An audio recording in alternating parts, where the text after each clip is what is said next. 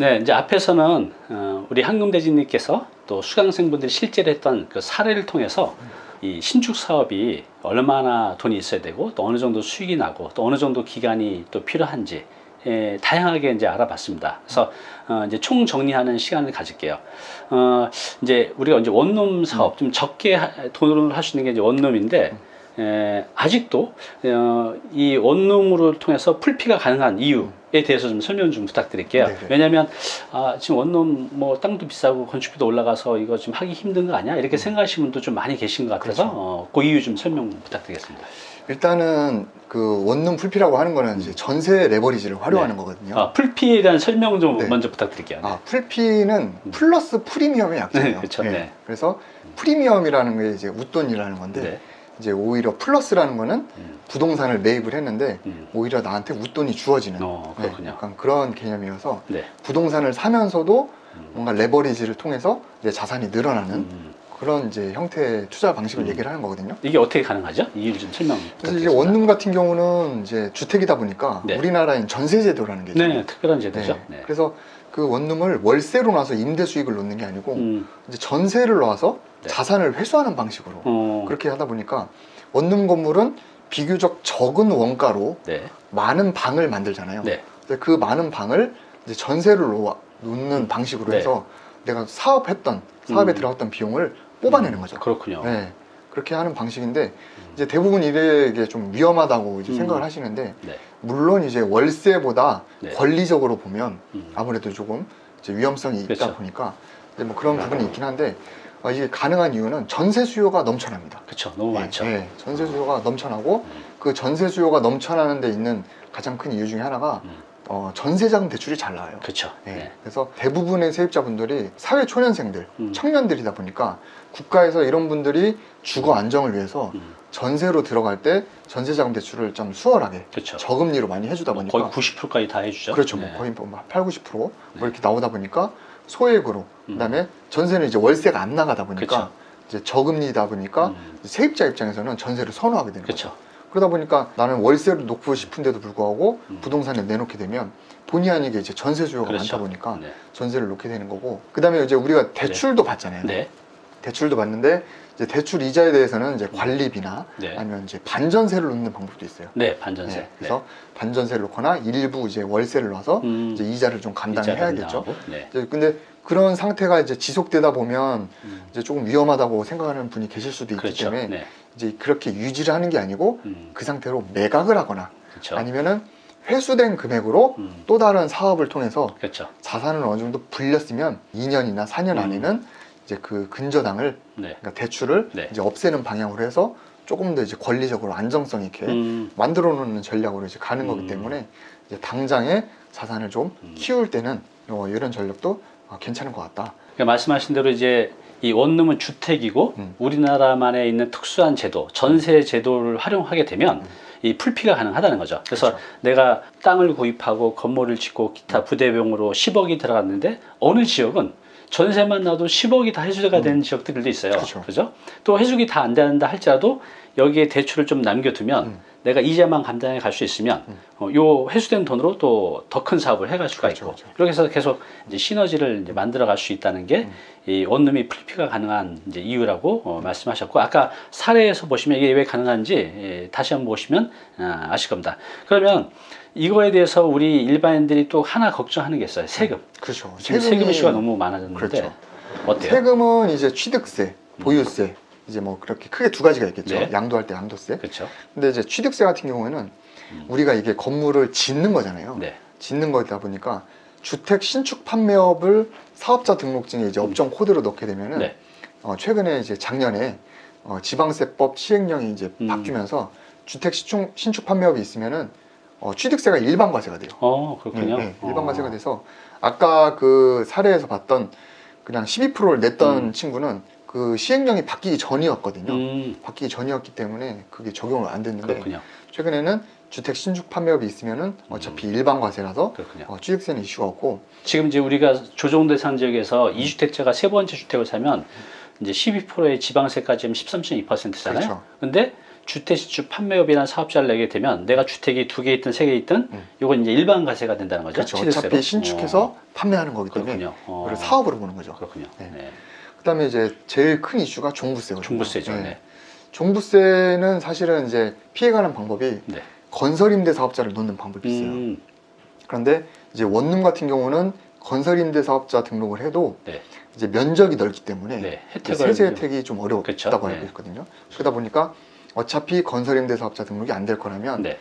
그냥 전세를 놓고 하되 네. 이제 그럼 종부세가 나오겠죠. 네. 나오는데 아까 말씀드린 대로 신축 판매업이기 때문에 음.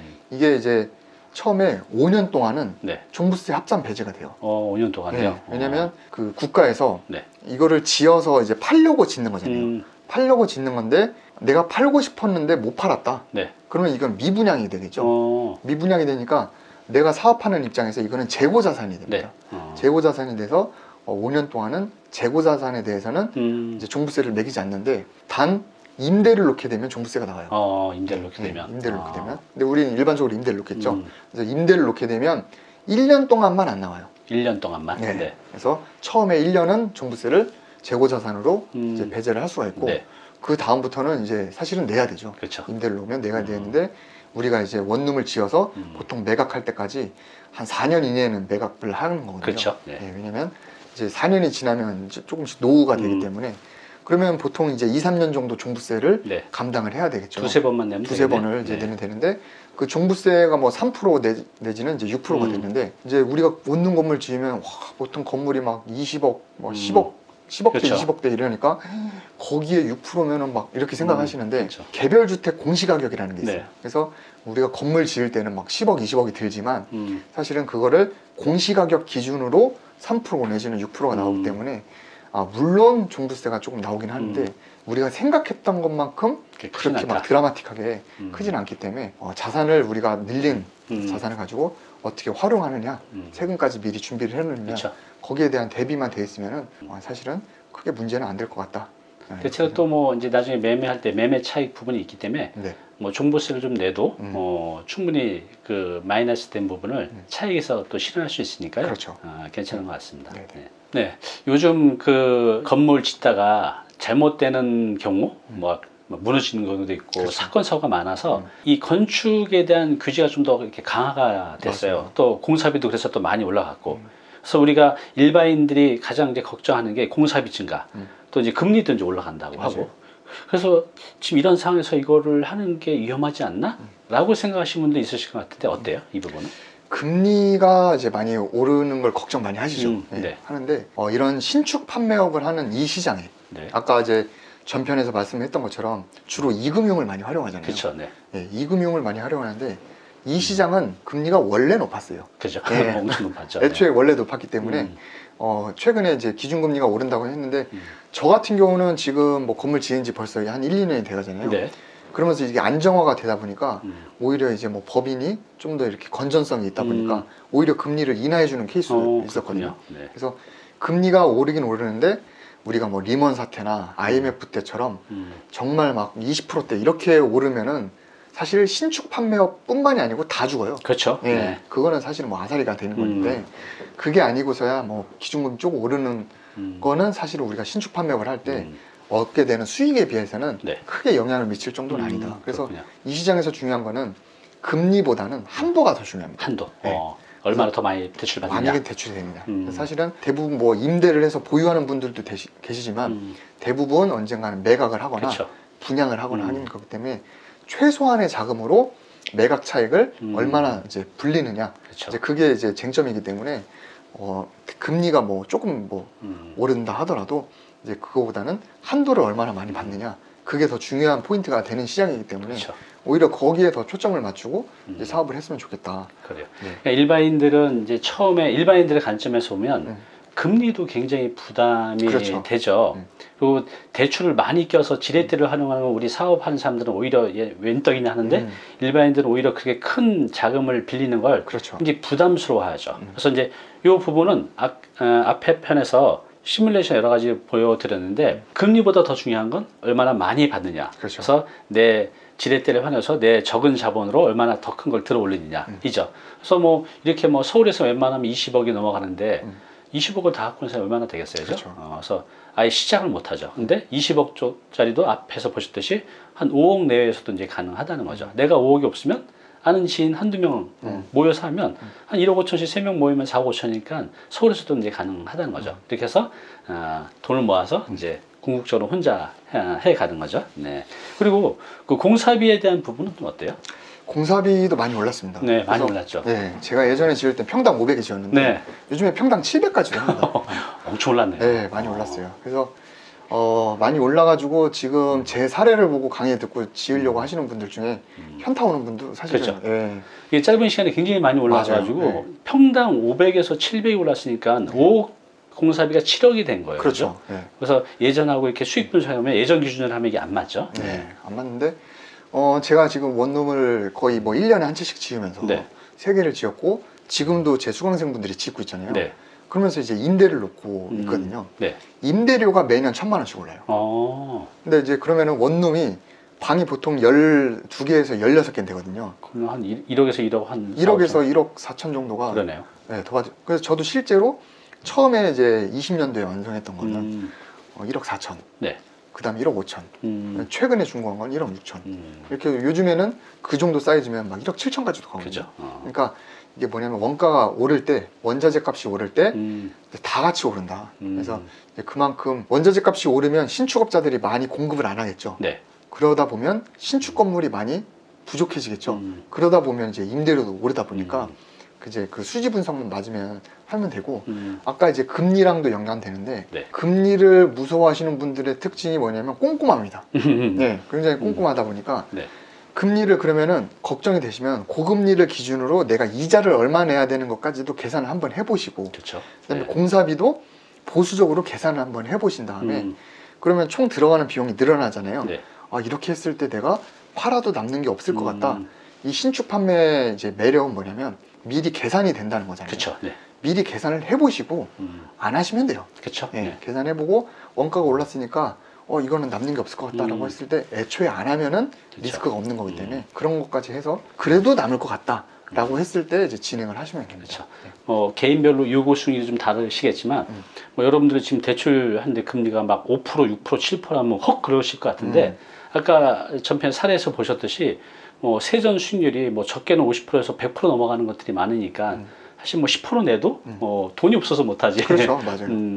이제 사업하시는 분들은 그런 비싼 이자 내고도 하신 분들이 많이 계십니다. 그래서 대출에 대한 거, 또 공사비에 대한 거, 이런 거에 대해서는 여러분들이 공부하면서 이렇게 시뮬레이션을 해보면 이게 크게 위험하지도 않고 또 부담도 없다는 건지 아실 거예요. 그래서 이것을 한번 내가 시뮬레이션 해보는 게 중요한 것 같아요. 그렇죠. 그러면 여러분도 크게 걱정 없이 하실 수가 있습니다. 공사비 하나 더 말씀드리면 요즘에 이제 건축법이 네. 점점 강화되고 있어요.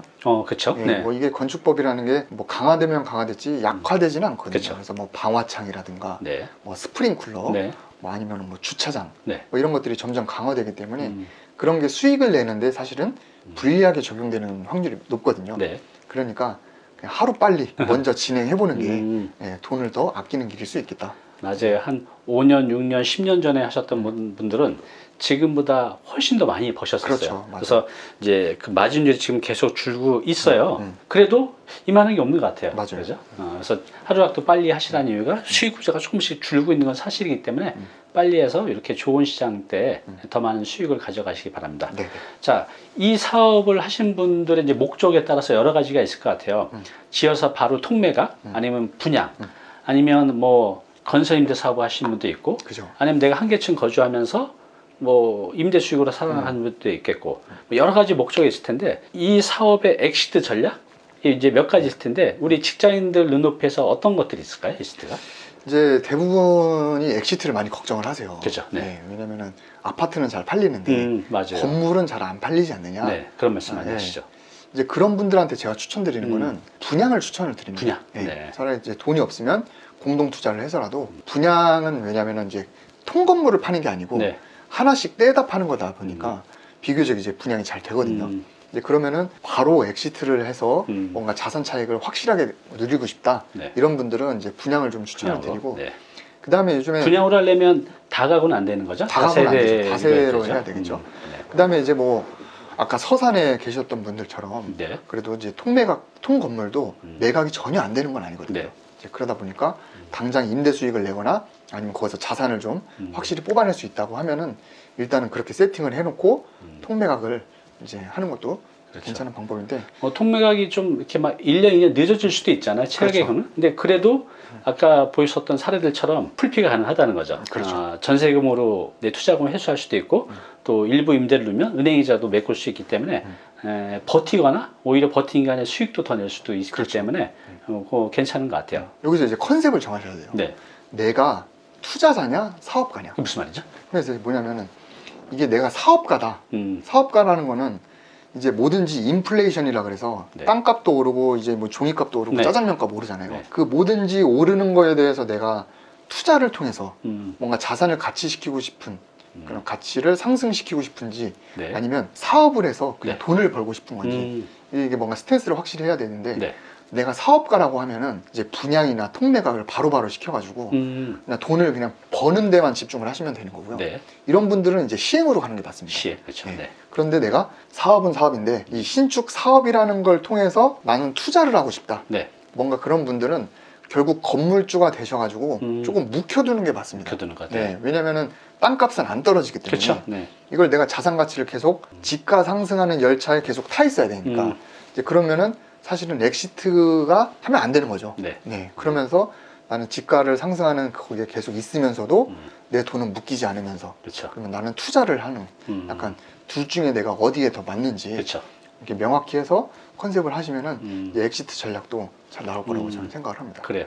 이 부분이 굉장히 중요한 것 같아요. 이거는 내가 시작하기 전에 어느 정도 이제 방향을 결정을 해놓고 가야겠죠. 그렇죠, 그렇죠. 이제 거기에 따라서 지역도 또 상품도 규모도 다 달라질 수 있기 때문에 여러분들이 이제 공부를 좀 한 다음에 아 나는 엑시트 전략을 어디로 가야겠다라고 하면 이제 앞을 어떻게 시작할지가 또 정해지는 그렇죠. 거잖아요. 그래서 그런 것들이 굉장히 중요한 것 같습니다. 자 오늘 황금대지님 모시고 소형 신축 사업에 대해서 알아봤어요. 어때요? 여러분들 해보고 싶은 마음이 생기지 않나요? 근데 알면 위험하지 않는데 모르면 위험한 게 사실이에요. 그래서 우리 잉클에서 황금대지님이 강의하고 있으시니까요. 그거 한번 꼭 들어보시고 그래도 잘 모르시면 우리 황금대지님한테 개인적으로 또 상담도 한번 받아보시기 바랍니다. 지금 아까 사례에서 다세대주택 말씀하셨는데 그거 사업 다 끝나면 한 번 더 모셔서 그게 어떻게 잘 끝났는지 계획이 되는지 한 번 더 얘기 들어보는 시간 갖도록 하겠습니다. 알겠습니다. 오늘 나와주셔서 너무 감사합니다. 네.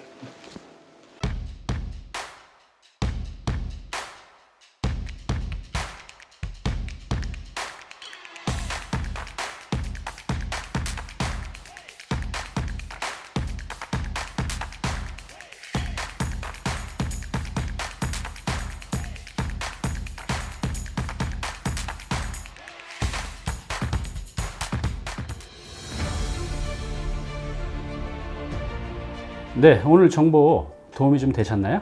앞으로 이런 정보 계속 받아보실 분은요, 여기 구독 부탁드리고요. 그 다음에 오른쪽은 제가 추천하는 영상입니다. 꼭 한번 보시기 바랍니다.